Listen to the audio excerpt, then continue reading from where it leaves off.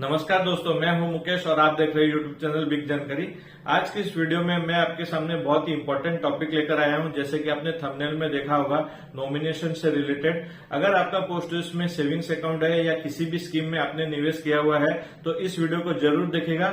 अगर आपका post office में इन्वेस्टमेंट नहीं है बट किसी भी अन्य फाइनेंशियल इंस्ट्रूमेंट में आपने इन्वेस्टमेंट किया हुआ है तो भी ये वीडियो देखना आपके लिए बहुत ही महत्वपूर्ण है, क्योंकि इसमें मैं नॉमिनेशन से रिलेटेड बहुत सारी जानकारी आपको देने वाला हूं।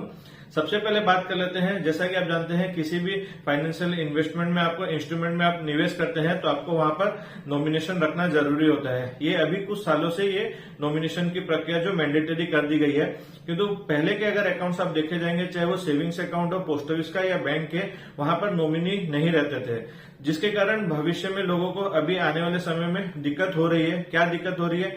सपोज आपने सिंगल अकाउंट खोला था और उसमें नॉमिनी नहीं दिया हुआ था और अकाउंट होल्डर की मृत्यु हो जाती है, तो उस केस में क्या होता है, नॉमिनेशन नहीं होने के कारण वो पैसा ऐसा कैसा पड़ा रहता है। जब तक आप लीगल हायर सर्टिफिकेट नहीं निकाल लेते हैं, वो पैसा आपका निकालने के लिए बहुत ही मुश्किल हो जाती है।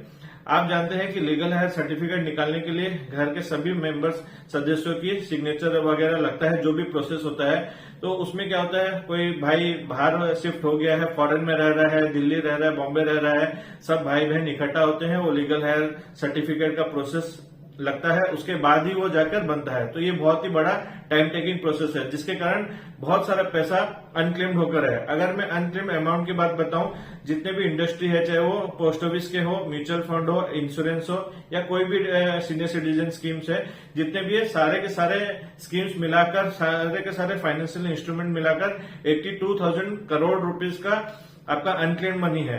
अगर सिर्फ पोस्ट ऑफिस की बात करूं तो ये फिगर 12 से 14,000 करोड़ रुपए का आता है, जो कि हमने निवेश तो किए हैं बट किसी कारणवश उसे क्लेम नहीं कर पाए। क्या सबसे मुख्य कारण यही है, उसका नॉमिनेशन नहीं होने का। सेकेंड रीजन बताऊं तो लोग निवेश तो जरूर कर देते हैं बट उसकी डिटेल्स अपने पास रखते नहीं है।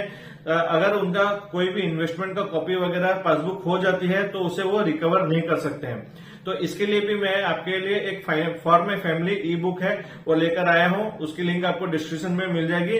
उसे आप डाउनलोड करके इसमें जितने भी अपने इन्वेस्टमेंट के डिटेल्स है सारे के सारे रिकॉर्ड कर पाएंगे, चाहे वो इंश्योरेंस के हो, इन्वेस्टमेंट के हो, म्यूचुअल फंड हो। तो मेरा आप लोगों से ये रिक्वेस्ट रहेगा, चाहे आप वो for my family E book download कीजिए या नहीं कीजिए, कोई दिक्कत नहीं है। उसका एक मिनिमम चार्ज मैंने रखा हुआ है, बट अगर आप अपना वो इन्वेस्टमेंट की डिटेल एक फिजिकल कॉपी में रखते हैं तो बहुत ही बेटर रहेगा। देखिए क्या होता है, हम आज की दुनिया में डिजिटलाइजेशन पे बिलीव करते हैं, तो क्या करते हैं, डिजिटली उसे अपलोड करके रखते हैं या फिर लैपटॉप में कहीं भी किसी भी फोल्डर में एक्सेल में रख देते हैं। बट जब हमें कभी जरूरत पड़ती है तो हमें उसे खोजने में ही दिक्कत होती है। तो हम कैसे विश्वास करें कि हमारे जाने के बाद हमारे घर वाले, घर के मेंबर्स को वो उनकी डिटेल्स मिलेगी जो कि लैपटॉप के किसी फोल्डर में वो पड़ी है।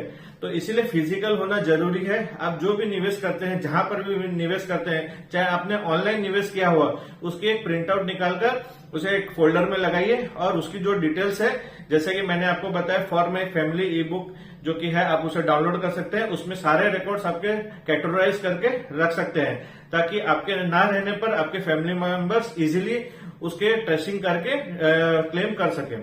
सेकेंड ऑप्शन यहां बताता हूं, पोस्ट ऑफिस की मैं खासकर बात बताता हूं। क्या होता है, हमारा पहले जो इन्वेस्टमेंट था वो ज्वाइंट अकाउंट में होता था, तो उस समय नॉमिनी कंपलसरी नहीं था। तो ज्वाइंट अकाउंट के केस में क्या होता है, जब किसी एक होल्डर की मृत्यु हो जाती है तो हम लोग सोचते हैं कि अभी तो 2 साल है, सेकेंड होल्डर है, तो हम उसे वहां से पैसा निकाल लेंगे सिग्नेचर करके।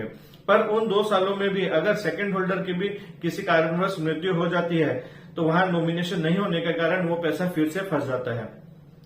और आप जानते हैं, बहुत सारे लोगों का ये कंप्लेन रहता है कि पोस्ट ऑफिस में पैसा निकालना ही मुश्किल हो जाता है नॉर्मली मैच्योरिटी का। बट आप सोचिए कैसे आप डेथ क्लेम करके निकालेंगे, उसमें भी नॉमिनेशन नहीं है। तो ये एक बहुत बड़ा बात हो जाती है यहाँ पर। इसीलिए मैंने आपको बताया कि हमेशा नॉमिनेशन होना जरूरी है।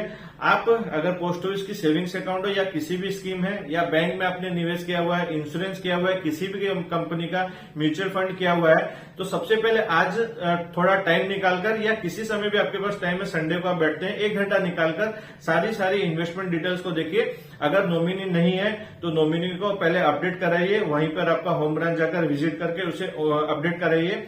और एक चीज मैं यहाँ पर बात कहना चाहता हूँ, नॉमिनी रहता है बट हम क्या करते हैं, सपोज फादर और वह बेटे का सेविंग्स अकाउंट है ज्वाइंटली, उसमें मदर नॉमिनी है, किसी कारणवश मदर की मृत्यु हो जाती है तो वहां पर नॉमिनी नहीं रहता है, बट हम उसे ध्यान नहीं देते हैं, वहां हमें नॉमिनी अपडेट कराना जरूरी है। तो आप अगर अपडेट रहेंगे तो आपको भविष्य में कभी भी किसी चीज की दिक्कत नहीं आएगी। अगर किसी भी घर के सदस्य की मृत्यु होती है तो उनका कहां कहां पर नॉमिनेशन डला हुआ है या ज्वाइंट अकाउंट होल्डर है, ये आपका रिस्पॉन्सिबिलिटी है, आपको दायित्व है कि कहां पर डला हुआ है तो उसे अपडेट कराना, चेंज कराना। तो फ्रेंड्स, इसी के हिसाब से मैं आपको बोलना चाहूंगा कि नॉमिनेशन एक बहुत ही महत्वपूर्ण है जो कि आपके हर एक इन्वेस्टमेंट इंस्ट्रूमेंट में होना चाहिए। यहाँ पर मैं एक स्क्रीनशॉट लगा रहा हूं, आप देख सकते हैं। अगर पोस्ट ऑफिस का आपका स्कीम है सेविंग्स अकाउंट का तो नॉमिनेशन रजिस्टर्ड जो है वो वाई है। अगर वाई है यानी कि यस, उसमें आपका नॉमिनी रहा है। अगर एन लिखा हुआ है यानी कि नो, उसमें नॉमिनी नहीं है। तो ऐसे ही अगर सेविंग्स एनएससी की बात करें, केवीपी की बात करें, हर स्कीम में भी आपका वहां नॉमिनेशन रजिस्टर्ड जो है वाई या एन रहेगा। तो आप उस हिसाब से चेक कर लीजिए। अगर एन है तो आप जाकर उसे आज की आज उसमें अपडेट करा लीजिए, नॉमिनी ऐड करा दीजिए। और अगर आप किसी भी स्कीम में नॉमिनी चेंज कराना चाहते हैं तो आप इजीली चेंज भी करा सकते हैं। उसके लिए आपको नॉमिनेशन चेंज का एक फॉर्म है वो देना होगा। उसके लिए आपको 50 रुपीज प्लस जीएसटी 18%, तो 59 रुपीज आपके ये लगेंगे, जिसके तहत आपका जो नॉमिनेशन है वो इजीली चेंज हो जाएगा। नॉमिनेशन कैसे चेंज किया जाता है इसकी लिंक मैं आपको डिस्क्रिप्शन में दे दूंगा, वहां से आप इस वीडियो को देखकर भी नॉमिनेशन का क्या प्रोसेस है वो इजीली जान सकते हैं। और अगर आप चाहते हैं कि अपने सारे इन्वेस्टमेंट डिटेल्स को एक ही जगह रखने के लिए तो फॉर माई फैमिली की जो पीडीएफ है उसकी लिंक मैं डिस्क्रिप्शन में दे दूंगा, वहां से भी आप इसे ले सकते हैं। आशा करता हूं मैंने आपको सारी जानकारी दी है। जानकारी अच्छी लगी तो इस वीडियो को लाइक कीजिए, ज्यादा से ज्यादा शेयर कीजिए ताकि और भी लोग अवेयर हो सके और अपने नॉमिनेशन को अपडेट कर सके। चैनल पर पहली बार आए हैं तो चैनल को जरूर सब्सक्राइब कीजिएगा। Thank you.